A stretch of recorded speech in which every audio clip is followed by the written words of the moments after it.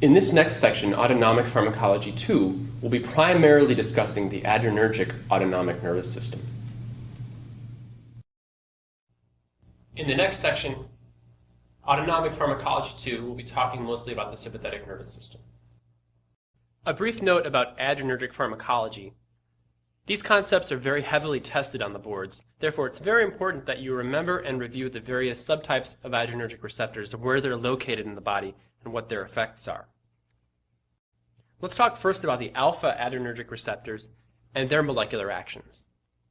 Alpha-1 receptors are able to increase intracellular inositol phosphate, diacylglycerol, and intracellular calcium. For smooth muscle, this leads to contraction. This is why alpha-1 receptors cause vasoconstriction. Alpha-2 receptors, however, inhibit adenylyl cyclase. For presynaptic alpha-2 receptors, this leads to decreased calcium influx, and this is why these receptors, alpha-2 receptors, when they're in the presynaptic terminal, are inhibitory because they decrease the release of norepinephrine in the central nervous and the peripheral nervous system.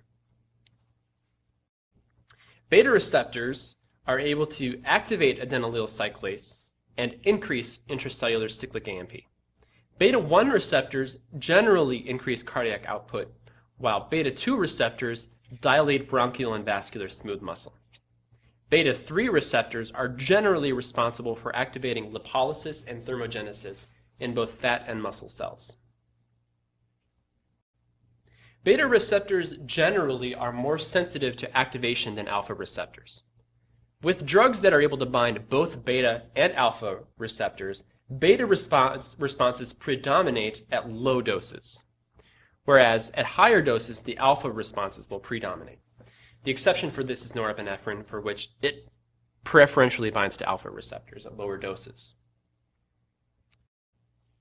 Alpha-1 receptors, when they are activated, can elicit mydriasis, which is pupillary dilation, vasoconstriction, contraction of the bladder, which causes urinary retention, contraction of the smooth muscle and prostate. Let's talk about alpha-1 receptor antagonists. The specific antagonist is phenylephrine. Phenylephrine is generally on the market today used to treat nasal congestion. The newer forms of Sudafed, PE, are basically phenylephrine. A similar drug to this is methoxamine. Phenylephrine also is used to raise blood pressure when it's given as a drip intravenously. Usually this is done in the intensive care unit. Phenylephrine can cause a rebound bradycardia because it raises blood pressure, and as it does so, will cause the heartbeat to slow down. This is the body's compensatory response to lower blood pressure. These medications also have to be given into the large central veins, because if they're given in peripheral veins, they can leak and cause digital necrosis secondary to vasoconstriction. Therefore, they have to be given through a central line. Alpha-1 antagonists, again, are specific, meaning they only bind to alpha-1 and not alpha-2. And these are prazosin, terazosin, and tamsulosin, as well as doxazosin. Prazosin is used for hypertension, whereas other medications in this category are used for BPH, or benign prostatic hypertrophy, because it will relax the prostatic capsular smooth muscle and allow urine to flow. Some nonspecific alpha-1 antagonists include phenoxybenzamine and phentolamine because they block both alpha-1 and alpha-2.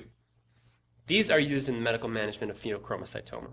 All of these medications are able to cause a rebound tachycardia.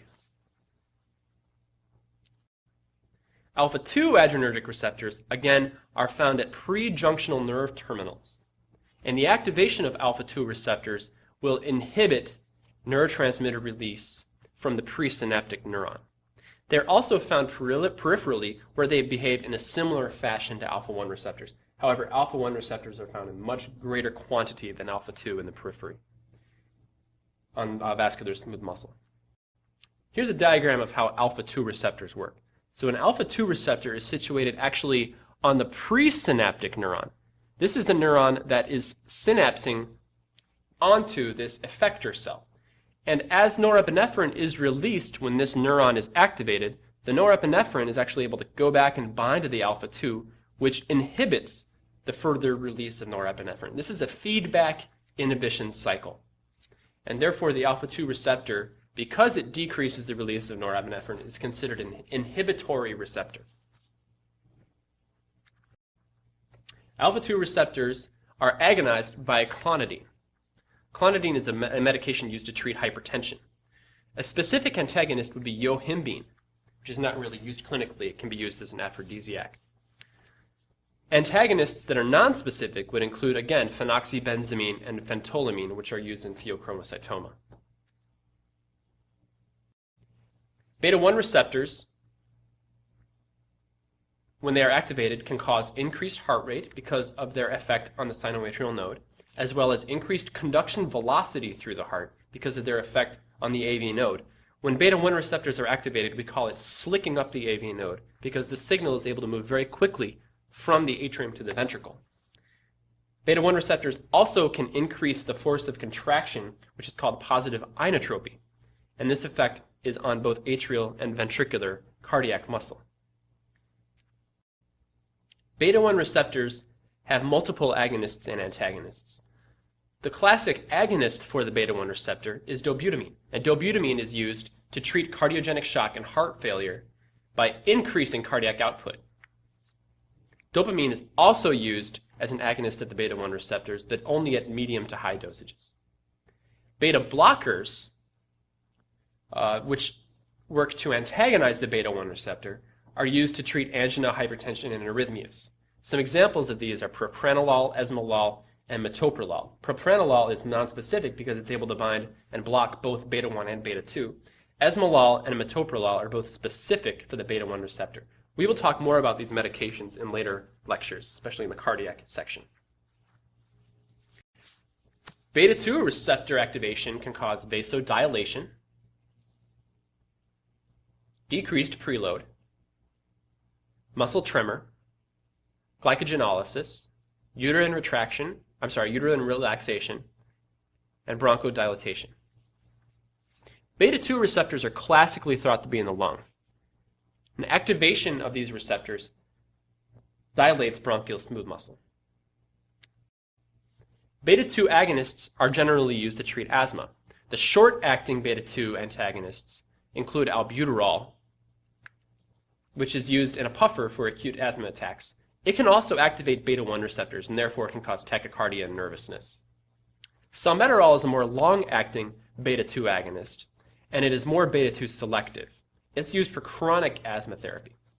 It's generally not for an emergency situation. Beta-2 agonists, as you can see here in this cartoon, and theophylline, as you can see here, both are able to lead to increased cyclic AMP concentrations. Beta-2 agonists will activate adenylyl cyclase, which causes conversion of ATP to cyclic AMP. Theophylline is able to block phosphodiesterase. Phosphodiesterase job normally is to convert cyclic AMP to adenosine monophosphate, or AMP. When this pathway is blocked, it increases the concentrations of cyclic AMP. And cyclic AMP in the lung causes bronchodilation.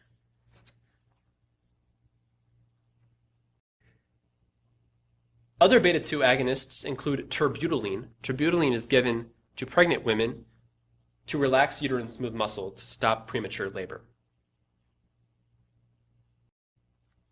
The adrenergic receptors, again, are broken down into alpha and beta subtypes, and then further divided into alpha-1 and alpha-2, as well as beta-1, 2, and 3. And as you can see, the effects are very wide. As we talked about before, beta-1 receptors can cause increased heart rate and inotropy. Beta-2 receptors, when activated, can cause vascular and bronchial smooth muscle relaxation.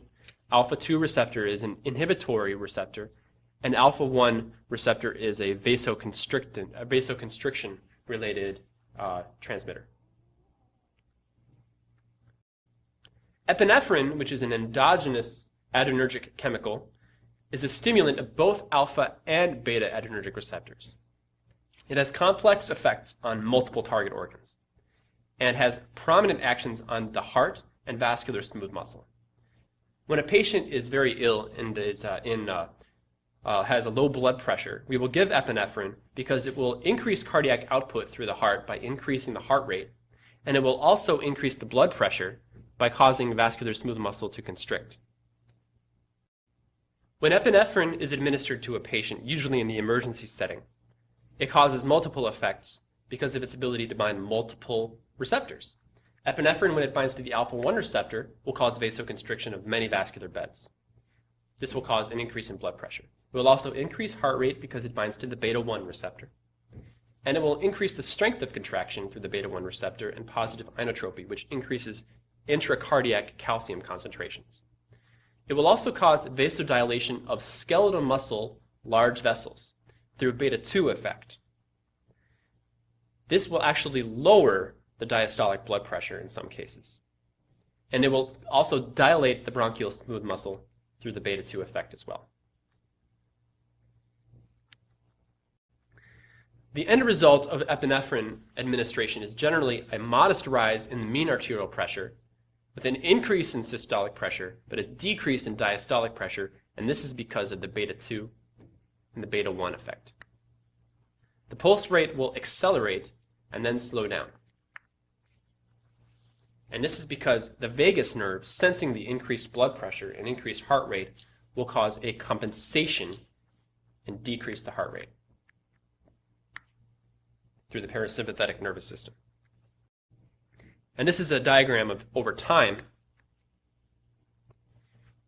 And this is increasing. And you will see that the blood pressure, systolic blood pressure, this is systolic, this is diastolic in red. And this is the mean blood pressure in the middle. And you can see that after giving epinephrine, you see a nice increase in the systolic blood pressure. And that's because of the alpha-1 effect. Because of the beta-2 effect, which is the dilation of the smooth muscle in the skeletal muscle, you can see that that decreases slightly. But the overall increase in blood pressure, in mean blood pressure, is what's most important. And then because of the beta-1 effect, you can see that the heart rate increases in this patient. And over time, that will wear off.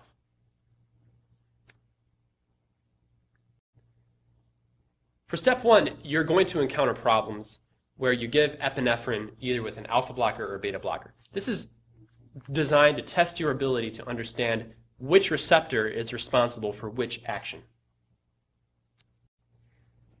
Remember that epinephrine plus an alpha blocker will leave the beta effects unopposed.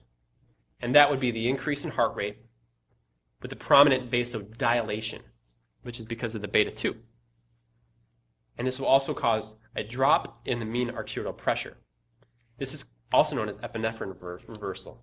Remember, with an alpha blocker, I'll go back, with an alpha blocker, you would lose this response. That would cause the blood pressure to go down, actually because of the beta-2 effect,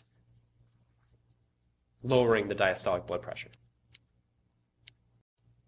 Epinephrine plus a non-selective beta blocker would cause prominent vasoconstriction because all you would see is the alpha-1 activity, which would cause vasoconstriction. You would not see the beta-1.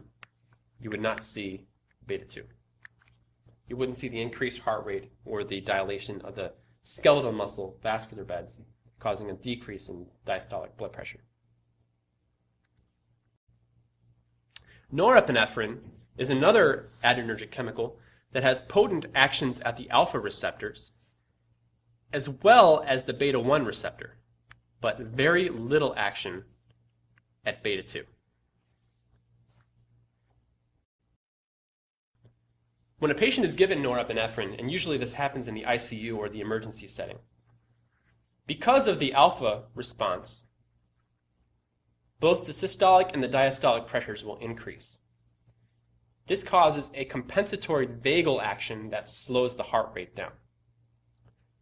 Your cardiac output, because of the blood pressure increase, will not be increased, because increased blood pressure causes increased afterload. And as the afterload increases, cardiac output will decrease.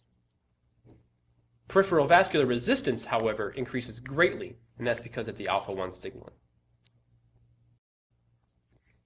This is a diagram, again, showing that with norepinephrine, you see mostly an alpha-1 response. You don't see so much of a beta-1 response. Remember, norepinephrine is the exception to the rule that beta usually binds before alpha. With norepinephrine, you see the alpha before beta. Okay? And this vagal reflex here shows that the heart tries to lower blood pressure by decreasing the heart rate through the vagus nerve when it senses that the blood pressure is markedly elevated. The pressor effects of norepinephrine are abolished by alpha antagonists. Because norepinephrine does have slight beta-1 effects, by giving alpha antagonists, you're able to see those beta-1 effects. And those alpha antagonists are the chemicals that we talked about before, phentolamine. The strong vasoconstrictive effects of norepinephrine can be seen if you give norepi plus a beta blocker such as propranolol. Isoproterenol is an interesting drug that's a non-selective beta agonist, meaning it can bind to beta-1 and beta-2 and activate them.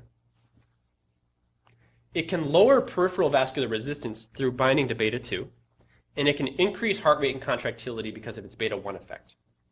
And beta blockers are able to block the effects of isoproterenol.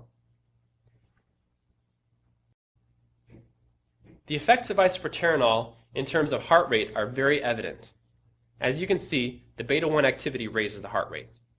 The beta-2 activity and dilation of the vascular smooth muscle in skeletal muscle beds causes a decrease in the diastolic blood pressure. This causes a decrease in the mean arterial pressure. The increased heart rate actually tries to increase the systolic blood pressure a little bit, but the general mean arterial pressure goes down.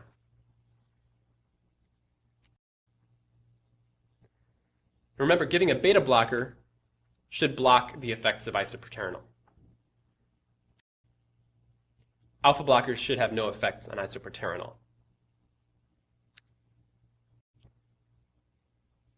And this is a diagram showing all three drugs given to the same patient over time. And you can see first we have epinephrine, then norepinephrine, and then isoproterenol, and their effect on blood pressure.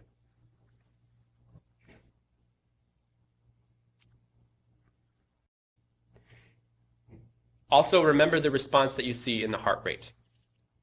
Epinephrine raises heart rate. Norepinephrine actually decreases heart rate because of the reflex bradycardia. And isoproterenol will increase heart rate because of the beta-1 activity.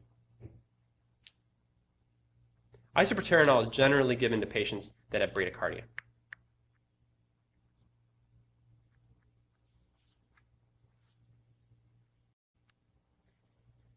Let's talk about beta blockers for a second. Again, we'll be talking much more about beta blockers during the antihypertensive lecture. Propranolol was the first or prototype of beta blockers. Common boards questions will deal with propranolol and the adverse effects. Propranolol used to be very popular, but is not so popular anymore because it is non-specific, meaning it can block both beta-1 and beta-2. It can cause bradycardia and AV block. It can actually worsen asthma because it blocks beta-2 receptors. Remember, beta-2 receptors are responsible for bronchodilation. So blockade will actually cause aggravation of breathing. And it can actually worsen diabetic patients who rely on glycogenolysis to raise their blood glucose levels. The clinical uses of beta blockers are many, including hypertension, cardiac arrhythmias, heart failure and angina, as well as anxiety, tremors, and glaucoma. Beta blockers, again, are classified by the duration of their action and the selectivity, meaning how sensitive are they for one receptor versus another. Beta blockers are also classified in their ability to completely block or partially block a receptor. Pindolol and acebutolol, for example, are actually weak partial agonists. They can act, however, as antagonists if there is high adrenergic activity.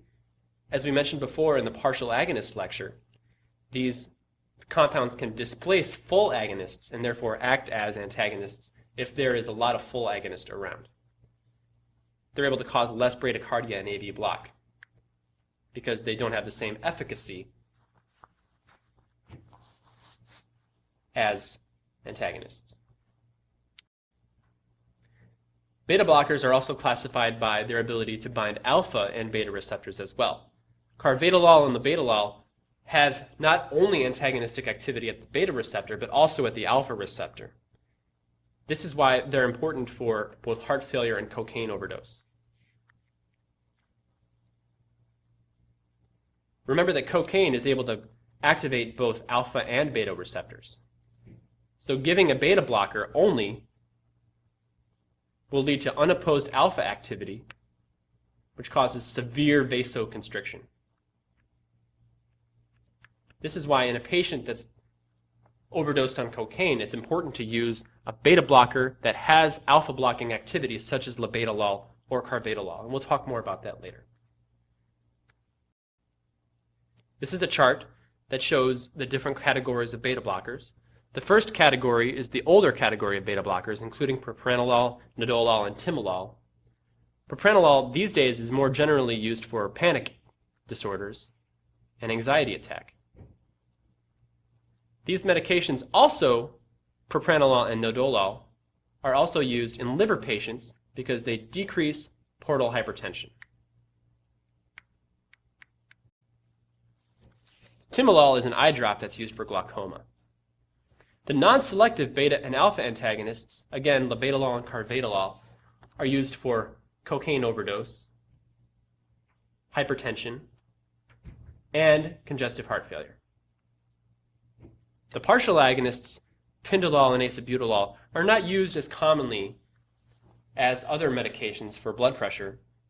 They're commonly used for glaucoma. The beta-1 selective antagonists are the most commonly given beta blockers for blood pressure, and they include esmolol, metoprolol, and atenolol. Metoprolol and atenolol are commonly given by mouth, PO. Esmolol is very fast-acting IV drip that's commonly given for patients that have hypertensive crisis. It has a very short half-life and therefore is quick on and quick off, so it can be titrated very easily. Let's talk briefly about tyramine. Tyramine is a chemical that is present in certain foods and beverages, such as cheeses, fava beans, Chianti, and certain beers. Tyramine is rapidly metabolized by MAO type A, monoamine type A oxidase, in the GI tract and the liver. So normally it doesn't cause a problem in most patients. However, patients that are taking a monoamine oxidase inhibitor, such as phenelzine or tranylcypromine, they need to restrict their diets of tyramine, because high levels of tyramine can cause displacement of norepinephrine from neural vesicles and cause hypertensive crisis, increased blood pressure. This is why patients taking MAO inhibitors need to restrict their diets of tyramine. Amphetamines, which are certain medications that are used for attention deficit disorder and sleep disorders, are able to work by increasing norepinephrine release from nerve terminals, which in turn causes peripheral sympathetic stimulation. Amphetamine also increases the release of dopamine in the central nervous system, which can cause psychosis-like syndromes, which resemble schizophrenia. Clinical uses of amphetamines, again, attention deficit disorder, narcolepsy, and they can also cause short-term weight loss.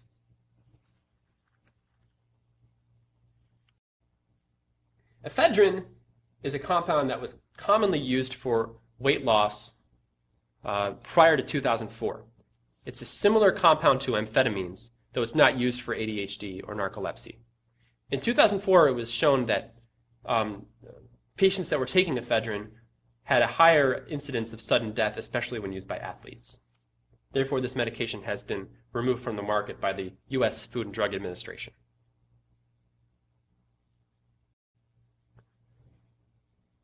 Cocaine is a Schedule I compound that has been shown to block norepinephrine reuptake, which increases the concentration of norepinephrine in the synaptic cleft. This causes both peripheral and autonomic and central effects, including vasoconstriction, which increases afterload, which increases cardiac work, which can lead to myocardial infarction. It also causes tachycardia and possible arrhythmias.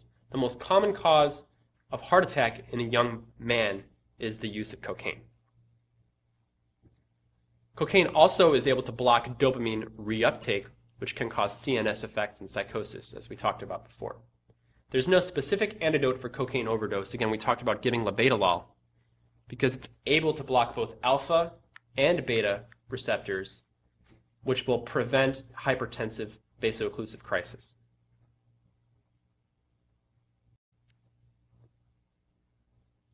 Again, the way cocaine works is by blocking the reuptake of these blue nerve vesicles from the synaptic cleft back up into the preganglionic neuron. This increases the concentration of norepinephrine and dopamine.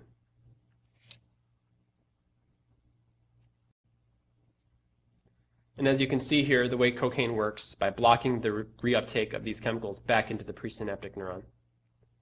And this can occur both in the central nervous system as well as at the target cell. So this occurs at the CNS and at the peripheral nervous system, PNS. And the effects seen in the central nervous system would include euphoria and paranoia as well as hyperthermia.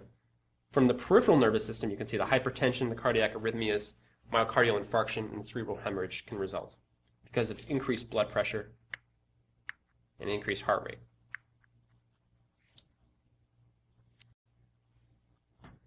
Let's talk for a second about dopamine receptors. These receptors have complex actions because you have multiple receptors depending on the dose that can be activated by dopamine. D1 receptors, when activated, can cause dilation of renal, mesenteric, and coronary vasculature. And this is because D1 receptors, when activated, will activate adenylyl cyclase and cause increased cyclic AMP production inside the smooth muscle cell. D1 receptors are also found in the brain and the central nervous system. D2 receptors, however, are inhibitory, and they have a less important role. They're responsible for presynaptic feedback inhibition. When patients are given dopamine, in general, a low dose of dopamine will activate D1 receptors, and this works to increase the renal and mesenteric blood flow. This is commonly used in the ICU to preserve a patient's renal blood flow.